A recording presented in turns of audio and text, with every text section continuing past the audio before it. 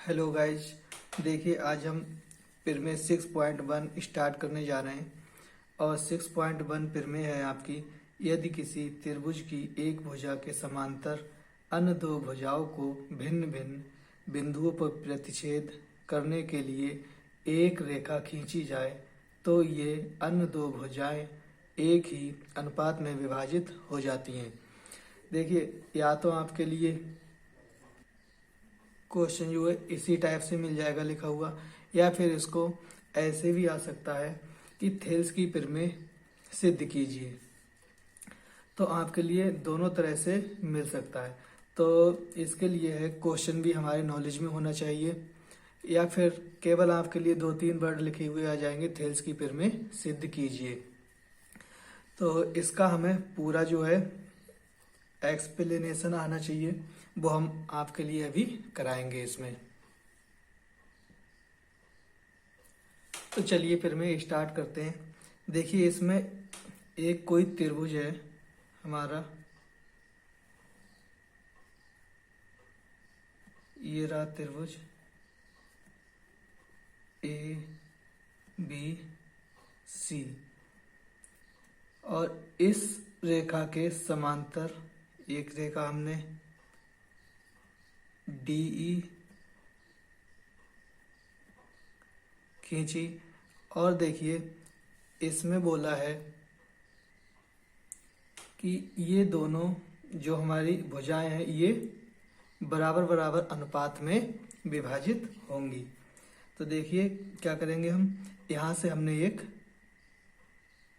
लंब डाला और यहाँ से एक लंब डाला, और इसके लिए मिलाएंगे BE के लिए और DC के लिए। ये हमारा सब क्या आएगा, रचना में आएगा। और इसको बिंदु मान लेंगे F और इसके लिए मान लेंगे EF, ये दो बिंदु हो गए। अब देखिए हमारा चित्र कंप्लीट हो गया। अब हम लिखेंगे सबसे पहले दिया है। दिया क्या है, क्वेश्चन में बोला है कि BC के समांतर एक रेखा, कौन सी रेखा है BC के समांतर, DE। तो यहाँ पर हमें ज्ञात है या फिर दिया है BC समांतर DE, ये हमारे लिए दे रखा है। सिद्ध करना है, सिद्ध करना है। देखिए सिद्ध क्या करना है, बोला है कि जो हमने समांतर रेखा खींची है वो इन दोनों भुजाओं के लिए बराबर बराबर अनुपात में विभाजित करती है। तो AD अनुपात BD इक्वल टू AE अनुपात EC या CE। ये हो गया हमारा सिद्ध करना। अब आएगा अगला पॉइंट, रचना। रचना में देखिए हमने क्या किया है, रचना में हमने DEFG, यहाँ पर G कर लीजिए, G। रचना में हम लिखेंगे EG किस पर लंब है, AD पर लंब AD, और DF जो है हमारा किस पर लंब है, AE पर लंब हो गया। और हमने क्या करा है रचना में, BE और DC को मिलाया, BE तथा DC को मिलाया। अब अगला पॉइंट है हमारा उपपत्ति। इसमें देखिए हम सबसे पहले जो है त्रिभुज ADE लेंगे, AD और E, ये छोटा वाला त्रिभुज है, इसकी बात कर रहे हैं। तो त्रिभुज ए डी ई का क्षेत्रफल। अब देखिए एक चीज बता दूं मैं आपके लिए, त्रिभुज का क्षेत्रफल जो होता है हमारा, जैसे ये समकोण त्रिभुज है ए बी सी, तो अगर हम इसका क्षेत्रफल निकालेंगे तो 1/2 आधार गुणे लंब। आधार हमारा ये हो गया और लंब हमारा ये हो गया, तो 1/2 गुणे आधार गुणे लंब, ये हमारा क्षेत्रफल का सूत्र होता है। ये हमारा क्षेत्रफल का सूत्र होता है। तो इसमें अगर हम देखेंगे तो देखिए 1/2 और आधार हमारा AD, आधार AD और AD पर लंब हमारा कौन सा हुआ EG। इसे समीकरण हम 1 मान लेंगे। उसके बाद हम अगला त्रिभुज जो है वो हमारा DBE। अब हम इस त्रिभुज में देखेंगे D, B और E, इस त्रिभुज की बात करेंगे। त्रिभुज DBE का क्षेत्रफल 1/2। इसमें देखिए हमारा आधार कौन सा होगा BD, ये आधार हो गया, और लंब हमारा कौन सा होगा, देखिए ये लंब नहीं होगा क्योंकि ये यहाँ पर जो है 90 डिग्री नहीं है, लंब हमेशा 90 डिग्री होता है, तो लंब हमारा कौन सा होगा EG, क्योंकि ये जो है इसकी ऊंचाई बता रहा है, तो हमारा ये लंब हो जाएगा इसका EG। ये समीकरण हमारी 2 हो गई। अब हम देखिए क्या करेंगे,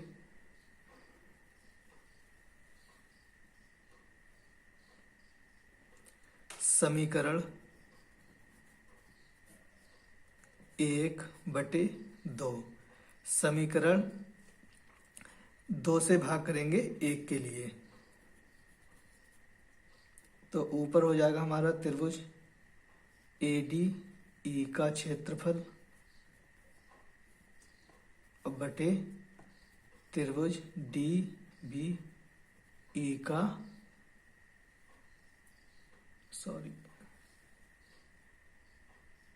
त्रिभुज DBE का क्षेत्रफल।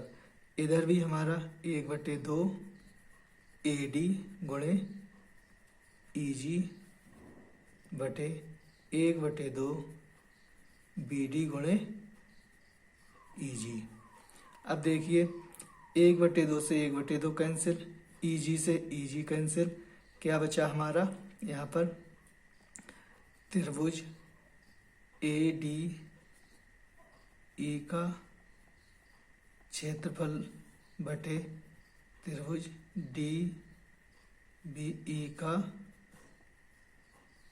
क्षेत्रफल इक्वल टू AD बटे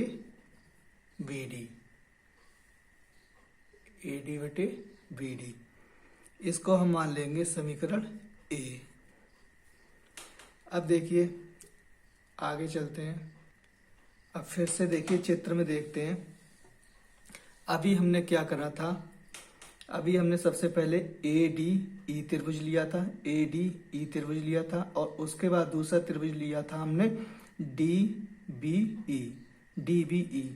तो हमने ये दोनों त्रिभुज लिए थे, एक ये वाला और एक दूसरी बार में ये।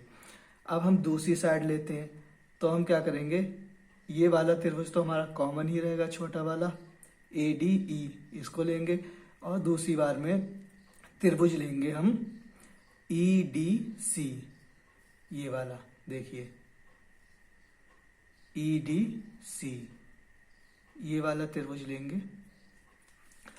तो चलिए आगे देखते हैं। लिखेंगे पुनः मतलब एक बार फिर से त्रिभुज ADE का क्षेत्रफल इक्वल टू 1/2। अब देखिए इसमें हम क्या करेंगे, जब हम इसका त्रिभुज का क्षेत्रफल फिर से ले रहे हैं इधर से। तो हम इसमें एक बार इधर हमने इससे पहले जो लिया था तब हमने ए डी माना था आधार। अब हम क्या करेंगे, ए ई आधार मानेंगे। ए ई जब आधार होगा तब इस पे लंब हमारा क्या होगा, डी एफ। तो इसके लिए लिखेंगे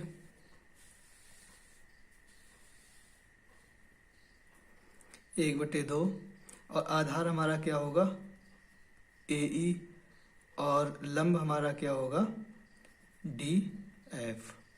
इसको समीकरण 3 मान लेंगे। फिर अगला त्रिभुज लेंगे हम, अगला त्रिभुज ये वाला E D C, E D C. तो इसमें देखेंगे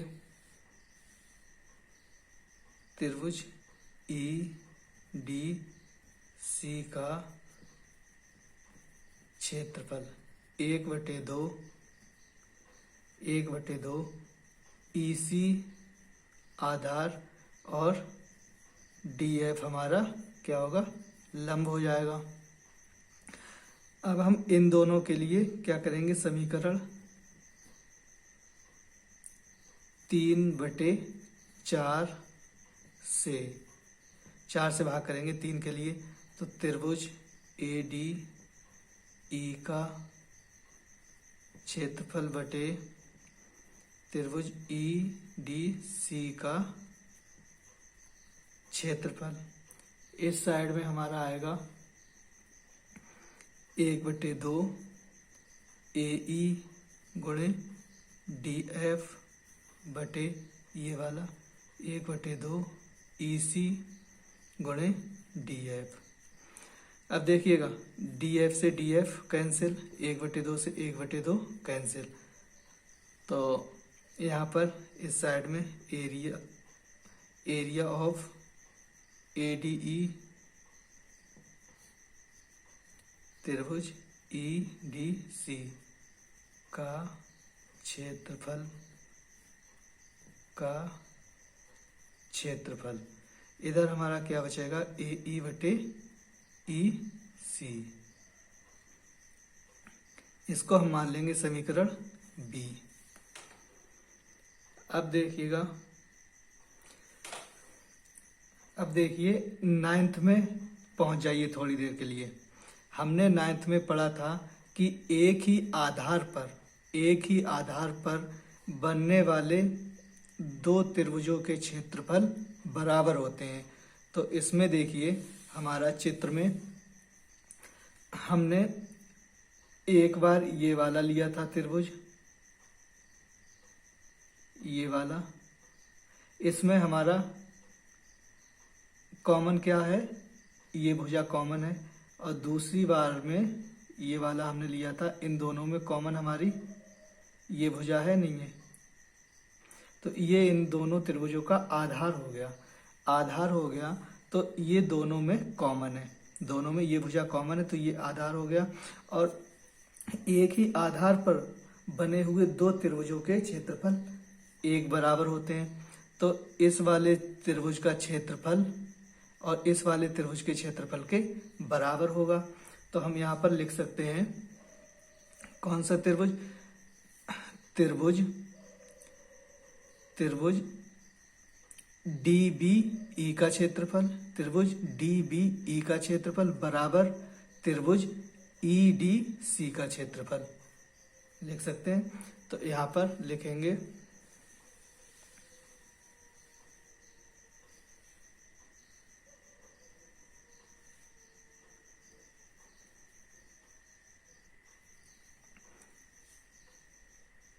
एरिया, मतलब एरिया क्षेत्रफल किसका, त्रिभुज डी ई बी का बराबर एरिया त्रिभुज ई डी सी। इन दोनों त्रिभुजों का क्षेत्रफल बराबर होगा। जब बराबर होगा तो देखिए यहाँ पर ई डी सी का क्षेत्रफल जो है, इसकी जगह पर हम त्रिभुज डी ई बी का क्षेत्रफल लिख सकते हैं। तो यहाँ पर हम त्रिभुज ए डी ई का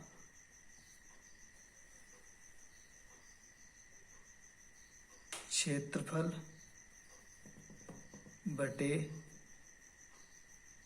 इसकी जगह पर EDC का क्षेत्रफल जो है, इसकी जगह पर हम क्या लिख सकते हैं, देखिए DEB का क्षेत्रफल, त्रिभुज DEB का क्षेत्रफल बराबर AE बटे EC।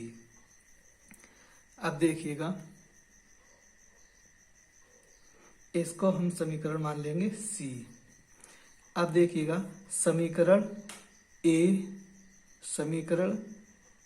और C, देखिए थोड़ा सा, A समीकरण हमारी ये है, इधर भी लिखा त्रिभुज ADE का क्षेत्रफल बटे त्रिभुज DBE का क्षेत्रफल, और यहाँ भी हमारी एक साइड में है त्रिभुज ADE का क्षेत्रफल और त्रिभुज DEB का क्षेत्रफल। तो इधर की साइड हमारी बराबर है। जब एक एक साइड बराबर है तो समीकरण हमारी A और C से ये इसके बराबर होगा। तो हम लिखेंगे यहाँ पर समीकरण A बा C से क्या लिखेंगे, AD बटे BD बराबर AE बटे EC, और यही हमें सिद्ध करना था, तो यहाँ पे लिख देंगे हेंस प्रूव्ड, बस यही हमको सिद्ध करना था। तो ये हो गई आपकी थेल्स की प्रमेय, बहुत ही इम्पोर्टेंट है बच्चों आपके एग्जाम के लिए। लगभग हर साल इससे या तो क्वेश्चन आता है इस पर डिपेंड, या फिर ये प्रमेय ही आ जाती है, बहुत ही इम्पोर्टेंट है। तो इसके लिए अच्छे से करेंगे हम लोग। अगर एक बार में नहीं आए तो 2 बार रिपीट करके देखना, और आशा करता हूँ कि जो भी मैंने बताया है वो आपके समझ में आया होगा। Thank you.